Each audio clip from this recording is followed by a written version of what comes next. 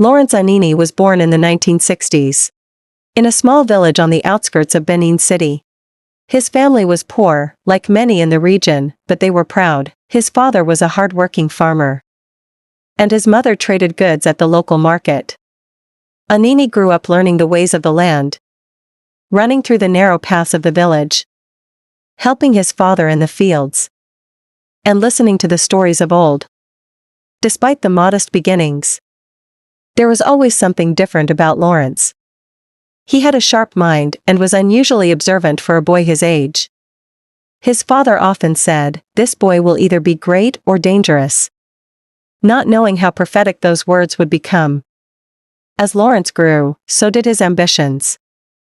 He watched the traders and merchants who came to the village. Men with fine clothes and money. He wondered why some people had so much, while others, like his family, struggled. The young boy, who once played with other village children, began to change. By the time he was in his teens, Lawrence had moved to Benin City proper, leaving the simplicity of village life behind. There were modern buildings and cars, but poverty was still widespread. The city was a melting pot of culture, with people from different parts of Nigeria and West Africa living side by side. However, with its growth came a rise in crime. And Lawrence found himself in the middle of it. He quickly realized that in the streets of Benin City, power wasn't always given to those who worked hard. It was taken by those who were bold enough to seize it. Lawrence became involved in petty theft at first, snatching bags, breaking into homes, and stealing from market stalls. But it wasn't long before he caught the attention of the city's underworld. Lawrence Anini had a natural talent for organizing people. He met men like Monday Osembor, another rising figure in the world of crime. Together, they formed a gang that would later become infamous throughout Nigeria. What set Anini apart was not just his ruthlessness, but his intelligence. He planned his robberies with military precision, always staying one step ahead of the police. By the early 1980s, Lawrence Anini had become a household name. He and his gang, known as the Anini Gang, terrorized the streets of Benin City and beyond. They robbed banks, hijacked cars, and even stole from government officials. What made Anini's actions even more daring was his open defiance of the authorities. It was said that he had powerful connections within the police force, which allowed him to escape justice time and time again. The people of Benin City were both terrified and in awe of Anini. He was like a modern-day Robin Hood to some, especially in the villages. Rumor had it that he would often give a portion of his stolen money to the poor, buying food for families or paying off debts. But to others, he was a menace, a man whose actions brought fear and violence to their doorstep. Anini became bolder as the years passed. Some said he had supernatural powers. Others claimed he had powerful people protecting him. He no longer hid in the shadows. He would often ride through the streets of Benin City on a motorcycle. His face uncovered, his gang trailing behind him in a convoy of stolen vehicles. The police were powerless to stop him, and many believed that Anini was invincible. The newspapers called him the law. For he operated as if the laws of the land did not apply to him. Despite his growing notoriety, Lawrence Anini never forgot his village roots. He would occasionally return to the village where he was born, visiting his aging parents. To them, he was still their son, the same boy who once helped his father in the fields. They knew what he had become, but they were powerless to stop him. The sun hung low in the sky over Usalu, a small but vibrant community on the outskirts of Benin City, Edo State. The dusty streets of the village were filled with the usual hum of activity. Market women sang as they displayed their wares. Children played football in open fields, and men gathered under the large iroko tree, discussing the state of the country. But on this day, the usual rhythm of life in Usalu was disturbed by whispers of fear. Lawrence Anini and his gang were in the area. Anini, the man the police couldn't catch, the thief who robbed banks with impunity and distributed money to the poor, had become a legend in these parts. Some said he had supernatural powers. Others claimed he had powerful people protecting him.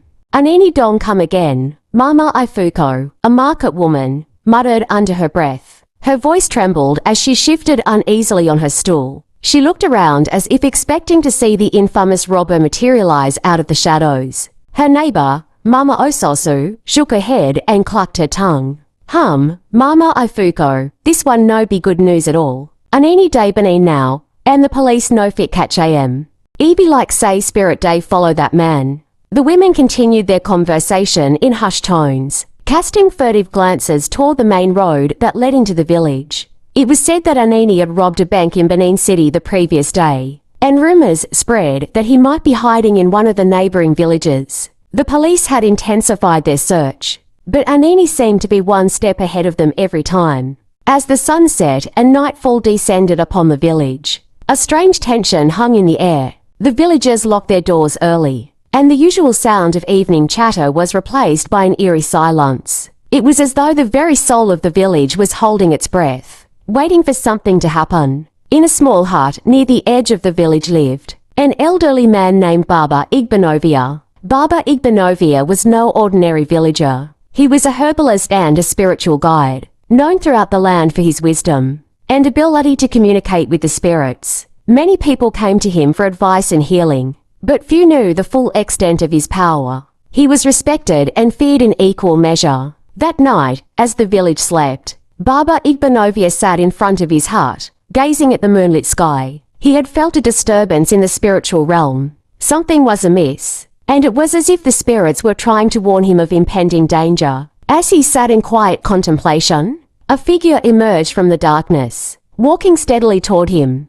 Baba Igbenovia narrowed his eyes, his instincts immediately on high alert. The man approaching him wore a simple white shirt and black trousers, but there was something about his gait that suggested confidence. Perhaps too much confidence. The man stopped a few feet away from Baba Igbenovia, and in the moonlight, the old man recognized his face. It was Lawrence Anini. Baba Igbenovia's heart raced, but he remained calm. He had heard countless stories about Anini, but this was the first time he was seeing the man up close. Anini's eyes glinted with a mixture of arrogance and charm, a dangerous combination. Baba, Anini greeted him, his voice smooth like silk. I've come to seek your help. Baba Igbenovia remained silent for a moment, studying the man in front of him. Help? A man like you needs help from an old man like me. Anini chuckled, but there was no humor in it. Even the mighty need protection, Baba. You see, the police are after me, but I know they can't catch me unless the spirits allow it.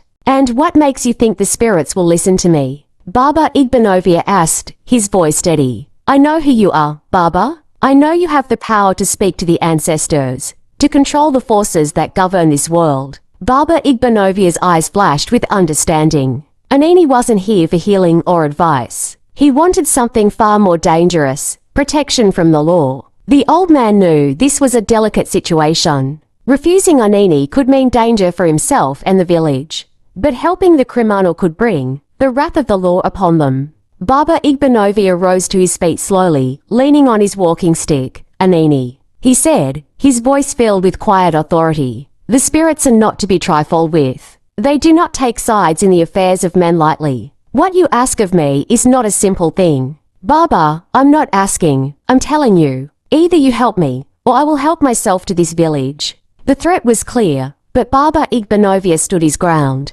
He had dealt with men like Anini before. Men who thought their power over the physical world gave them control over the spiritual one as well. But the spiritual world was not so easily swayed. If you want my help, you will have to give something in return, Baba Igbenovia said calmly. Anini raised an eyebrow. What do you want, old man? Money. If you want my help, you will have to give something in return. I can give you more money than you've ever seen in your life. Baba Igbenovia shook his head. Money is of no use to me. What I ask for is something far more valuable. I want you to make a promise. Anini frowned. What kind of promise? A promise that you will leave this life of crime behind. Baba Igbenovia said, his eyes piercing through the darkness. You will stop robbing, stop killing, and stop terrorizing the people. You will live a life of peace, or the spirits will not protect you. Anini stared at the old man in disbelief. You think I can just walk away? I'm already too deep in this. Baba, there's no going back. There is always a choice, Baba Igbenovia replied. But the choice you make will determine your fate. The spirits will not protect a man who has no honor. He had come to Baba Igbanovia because he believed in the old man's power, but now he was being asked to give up everything that had made him who he was. Could he really walk away from it all? As the minutes passed, Anini's expression softened, and a flicker of uncertainty crossed his face. He wasn't used to feeling doubt, but something about Baba Igbanovia's words struck a chord deep within him. For the first time in a long time, he wondered if there was another way. Just as Anini was about to speak, a sudden noise broke the stillness of the night. The sound of footsteps, many footsteps echoed from the direction of the village. Baba Igbanovia turned his head sharply, his senses heightened. "The police," he whispered. Anini's eyes widened in alarm. How had they found him so quickly? He had been so careful. Without a word, Anini turned and bolted into the darkness, disappearing into the dense forest that surrounded the village. Baba Igbanovia stood still, his heart heavy. He had offered Anini a way out, but the man had chosen to run instead. Moments later, a group of policemen appeared, their flashlights cutting through the night. They approached Baba Igbanovia, their faces grim. "Baba," one of the officers called out, "we're looking for Lawrence Anini. Have you seen him?" Baba Igbanovia remained silent for a long moment, his eyes scanning the faces of the policemen. He knew what would happen if they caught Anini. There would be no trial, no mercy. The law had been after him for too long, and they were determined to end it, one way or another. Finally, the old man spoke. "He was here, but he's gone now. You will not find him tonight." The officer frowned but said nothing. He knew better than to question the words of a man like Baba Igbanovia. Days passed, and the search for Anini intensified. The police combed through the villages and forests surrounding Benin City, determined to capture the elusive criminal. But despite their efforts, Anini remained at large, slipping through their fingers like smoke.